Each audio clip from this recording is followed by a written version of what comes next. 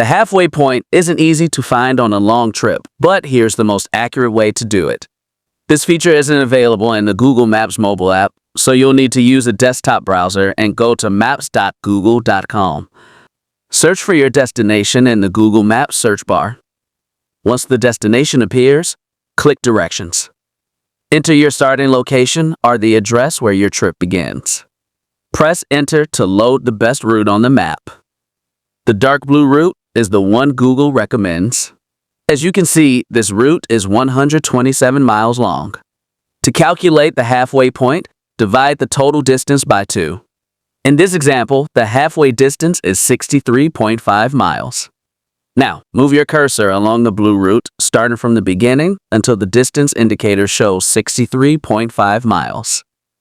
That is your halfway point. Click that location to get its coordinates and a shareable link.